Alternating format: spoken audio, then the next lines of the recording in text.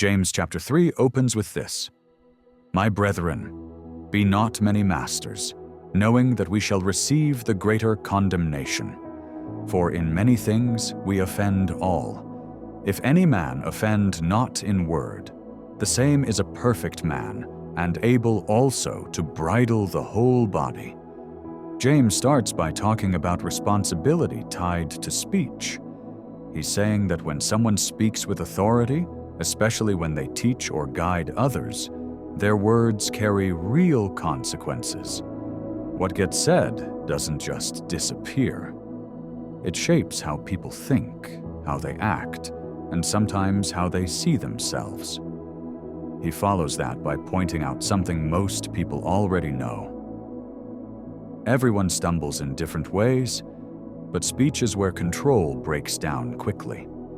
If someone could consistently control what they say, that would show a level of maturity that's rare, because speech usually reveals what's happening internally before anything else does. James then uses familiar images to explain why this matters. A bit guides a horse, a rudder steers a ship. Neither one looks significant, but both determine direction. Words function the same way. They may seem small, but over time they decide where things go. Most damage doesn't happen all at once. It happens through direction, and direction is often shaped by what people keep saying, reacting to, or repeating out loud. That's why James compares the tongue to a fire. Not for drama, but because fires spread quickly and are hard to stop once they do. One careless sentence can undo trust. One reaction can escalate something that didn't need to grow. James then says something that sounds discouraging if you rush past it. He says the tongue can't be fully tamed. People can manage animals and systems, but speech resists control. That isn't an excuse, it's an observation. When pressure rises, filters drop. Fatigue shortens patience. Fear sharpens tone. Speech usually shows what's underneath. That's why James points out the contradiction people live with, using words to honor God and then using those same words to harm others, speaking one way in one moment and another way the next. His concern isn't that people make mistakes. It's that inconsistency keeps showing up without being addressed. He uses everyday examples to make the point clear.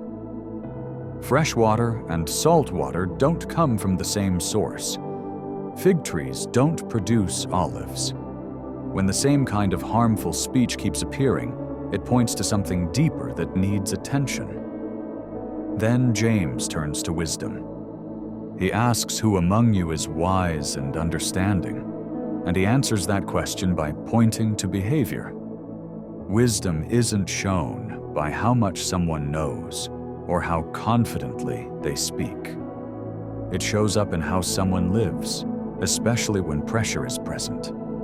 He contrasts two kinds of wisdom. One is driven by rivalry and the need to prove something. It creates tension and disorder, even when it sounds convincing.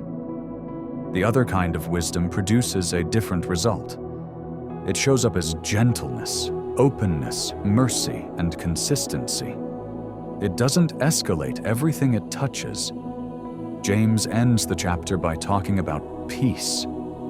Peace doesn't grow out of control or dominance. It grows out of how people speak and act over time. Peacemaking isn't passive. It's shaped by restraint and consistency. What James is pressing on in this chapter is formation. Speech is usually the first place pressure shows up. Long before outcomes change, words start revealing direction. When life is calm, most people sound fine. When stress rises, speech starts telling the truth. Not about what someone claims to believe, but about what's shaping them. James leaves you paying attention to that. Not to silence yourself, and not to judge yourself harshly, but to notice what keeps coming out when pressure rises. Over time, Words don't just express what's inside a person. They help shape where that person is headed.